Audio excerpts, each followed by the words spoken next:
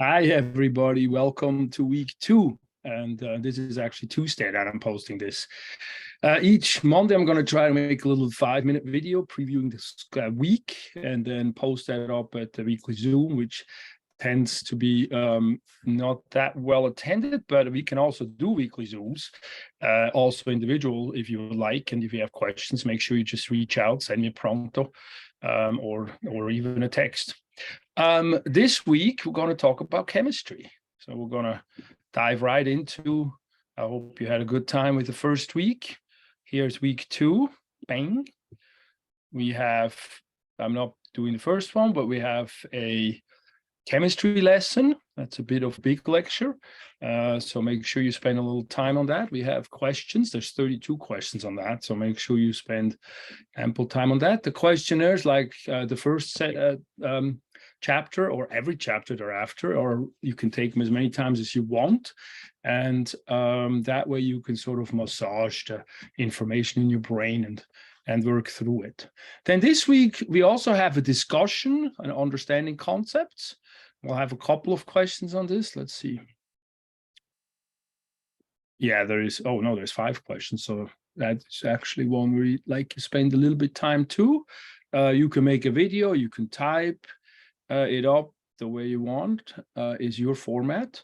Then I also have a few extra activities. One of them I have is called a Spotlight Scientist. And so Georgette and I were brainstorming a little bit. And what we want to do here, we want you to find a scientist that is not sort of a mainstream person for that scientific thing. Mostly, the white guys are the ones who supposedly can do the scientific stuff. But of course, that is not the case at all. So what I want you to do is find somebody that is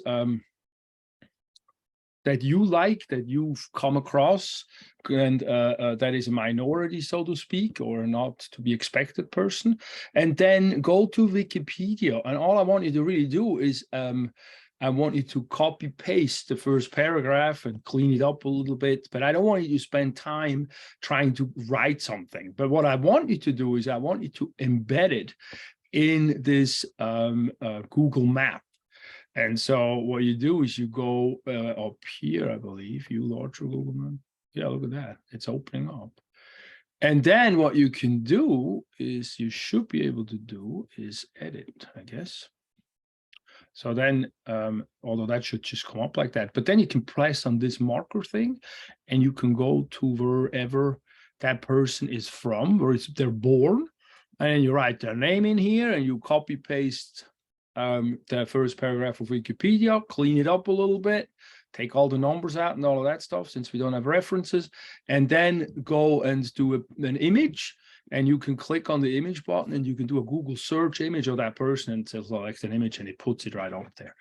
So that's to make the map. And then after that, I want you to copy and paste it in a discussion board down in here. And then I want you reading a few of the other people's posts, your students' posts, and comment on some of that and learn a little bit about those people that they chose.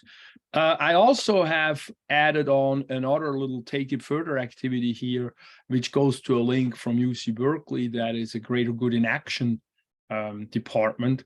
And this is a visualization activity to visualize us in the future or yourself in the future, to sort of get the mindset going that what we want to do, we can do and we can achieve. A lot of that stuff we can actually achieve.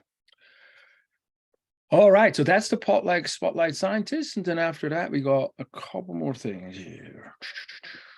This explained through images I created because when I make my material, I often go to Google and I'll look for images that explain material for me. And that's actually how my PowerPoints got created. And so what I want you to do is I want you to do that yourself.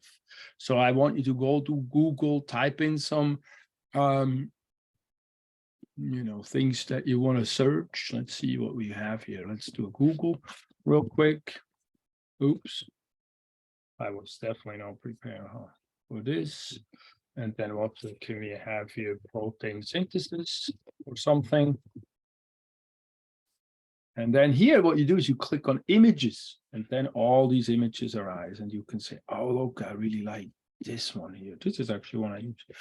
And then I have a Mac. On a Mac, once you're in here, you double click and this whole list comes up and you can save that image somewhere. Or you can actually copy that image and then go to a different app and post it in there. And so I actually do that with a Word document, and I just create my own format, my own material that way. And what I want you to do is I want you to do that for once. And so you have that process figured out, and maybe it will help you to, work and make your material easier to understand, more fun, et cetera, et cetera.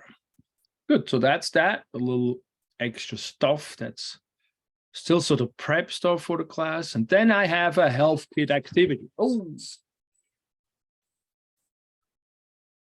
sorry about that. That was my nephew. And then I have a health kit activity here.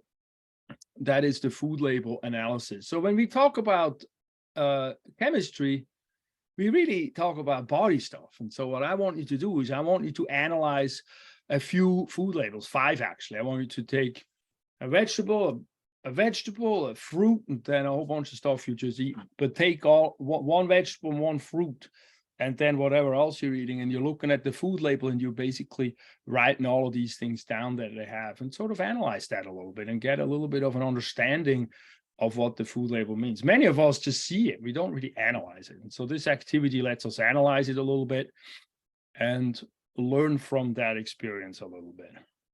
And that's it. Oh, this week we start the Padlets. Sorry about that. I was not making them in time for the first week, but this week we start the Padlet. And the Padlet is really an end of the week sort of activity to write down things. You click on this plus and something comes up and you write a question, a comment, something that you learned, something that you find cool, something that was difficult, and then other people read it and they answer. And I actually and Georgette, we also go through those and learn from you guys of what's going on and how can we make things better.